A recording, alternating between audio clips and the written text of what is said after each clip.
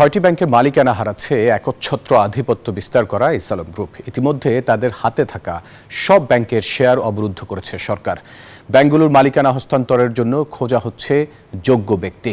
বাংলাদেশ ব্যাংকের গভর্নর জানিয়েছেন, প্রথমেই পর্ষদ ভাঙা হবে ইসলামী ব্যাংকের। আওয়ামী লীগ সরকারের সহযোগিতায় দেশের প্রথম শরিয়া ভিত্তিক ব্যাংক ইসলামী ব্যাংক দখল করে নেয় এস আলম গ্রুপ। এরপর পুরো ব্যাংক খাতে একচ্ছত্র আধিপত্য বিস্তার করে শিল্প গোষ্ঠীটি।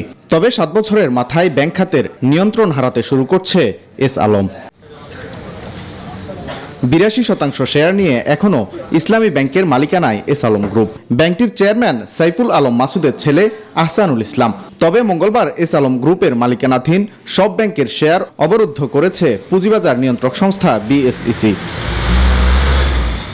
বুধবার কেন্দ্রীয় ব্যাংকের গভর্নর জানালেন, পর্ষদ ভাঙা হবে শিল্প গোষ্ঠীটির মালিকানাধীন সব ব্যাংকের। শুরুতেই পরিবর্তন আসবে ইসলামী ব্যাংকে।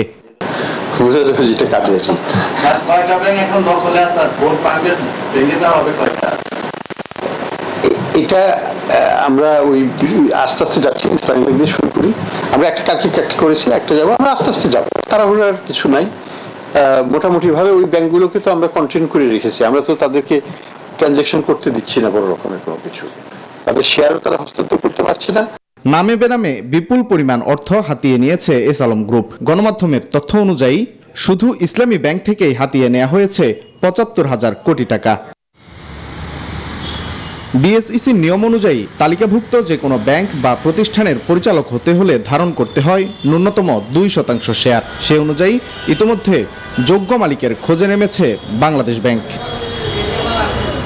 ওয়ালিদ সাকিব, নিউজ 24, ঢাকা।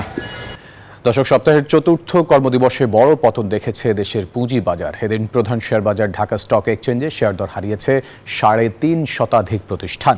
বুধবার ঢাকা স্টক এক্সচেঞ্জের প্রধান সূচক DCX 108.39 পয়েন্ট হারিয়ে 5,606 পয়েন্টে নেমে এসেছে। কমেছে অপর দুই সূচকও। দিনভর এক্সচেঞ্জটিতে 536 কোটি 83 লাখ টাকার শেয়ার ও ইউনিট হাতবদল হয়েছে, যা আগের কর্মদিবসের তুলনায় প্রায় 18 কোটি টাকা বেশি। এদিন লেনদেনে অংশ নেওয়া কোম্পানিগুলোর মধ্যে 371টির শেয়ারের দাম কমেছে। অপর বাজার চট্টগ্রাম স্টক এক্সচেঞ্জের সার্বিক সূচক মঙ্গলবার 227 পয়েন্ট হারিয়েছে। লেনদেন হয়েছে 13 কোটি 16 লাখ টাকার শেয়ার। এফবিসিসিআইয়ের বর্তমান পরিচালনা পর্ষদকে 48 ঘন্টার মধ্যে পদত্যাগের আলটিমেটাম দিয়েছে ব্যবসায়ীরা। সকালে রাজধানীর মতিঝিলে এফবিসিসিআই ভবনের সামনে আয়োজিত মানববন্ধন থেকে এই আলটিমেটাম দেওয়া হয়। এফবিসিসিআইয়ের সাধারণ পরিষদের ব্যানারে আয়োজিত মানববন্ধন থেকে বলা হয়, সংগঠনটির বর্তমান পর্ষদ স্বৈরাচারের পক্ষ নিয়ে রাজনৈতিক এজেন্ডা বাস্তবায়নে ব্যস্ত ছিল, কাজ করেনি ব্যবসায়ীদের স্বার্থে।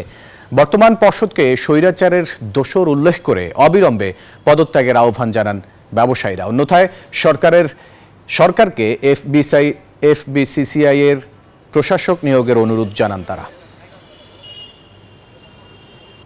সরকারি কোম্পানিগুলোকে পুঁজিবাজারে তালিকাভুক্ত করতে অন্তর্বর্তীকালীন সরকারের প্রতি আহ্বান জানিয়েছেন অর্থনীতিবিদ অধ্যাপক আবু আহমেদ। বুধবার পুঁজিবাজার বিটের সাংবাদিকদের সংগঠন capital market journalist forum CMJF আয়োজিত এক কর্মশালায় কথা বলেন তিনি। বলেন, সরকারি প্রতিষ্ঠানগুলোকে তালিকাভুক্ত করলে লাভবান হবে সরকার, সুদের হার কমলে দেশে বিনিয়োগ বাড়বে বলেও মনে করেন তিনি। জানান, এতে ইতিবাচক প্রভাব পড়বে পুঁজিবাজারেও। এ সময় ডিএসসি ব্রোকার্স অ্যাসোসিয়েশনের ভাইস প্রেসিডেন্ট মোহাম্মদ সাইফুদ্দিন বলেন, পুঁজিবাজার ভিত্তিক তথ্য বিশ্লেষণে সাংবাদিকদের সব ধরনের সহযোগিতা করবে তার সংগঠন। ডিজিটাল আর্থিক সেবা প্রতিষ্ঠান নগদে প্রশাসক নিয়োগ দিয়েছে কেন্দ্রীয় ব্যাংক। বাংলাদেশ ব্যাংকের পরিচালক মোহাম্মদ বদিউজ্জামানকে এই পদে নিয়োগ দিয়েছে আর্থিক খাতের নিয়ন্ত্রক সংস্থা। বুধবার কেন্দ্রীয় ব্যাংকের হিউম্যান রিসোর্সেস ডিভিশনের এক বিজ্ঞপ্তিতে এ তথ্য জানানো হয়েছে। কেন্দ্রীয় ব্যাংকের একজন অতিরিক্ত পরিচালক, 3 জন যুগ্ম পরিচালক ও 2 উপপরিচালককে নগদের নবনিযুক্ত প্রশাসকের কাজে সহযোগিতার জন্য নিয়োগ করা হয়েছে।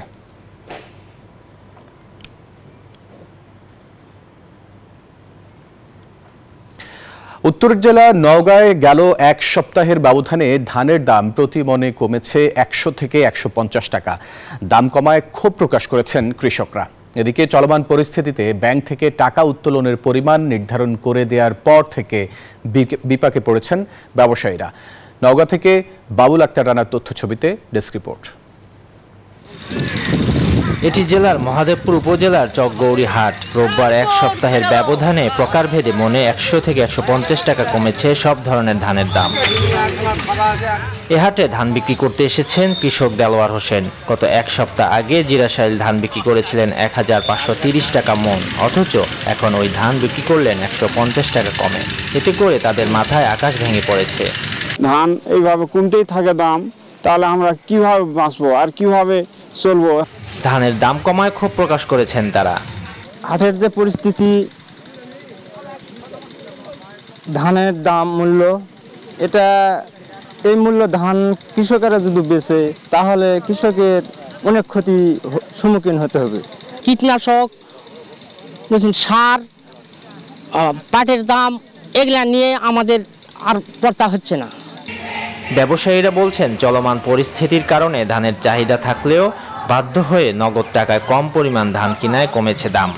বর্তমান ধানের পরিস্থিতির ব্যাপারে ধানের বাজার একটু কমে গেছে, আমরা টাকা করতে পারছি না, ব্যাংক থেকে তুলতে পারছি না, এই জন্য ধানের দাম কমে গেছে। ব্যাংক টাকা দিলে গৃহস্থরা দাম ভালো পারে, ব্যাংক টাকা দিচ্ছে না, আমরা ধান কিনতে পারছি না। এই অবস্থায় সরকারের দ্রুত কার্যকর পদক্ষেপ গ্রহণের আহ্বান জানিয়েছেন সংশ্লিষ্টরা। Desk report, news 24।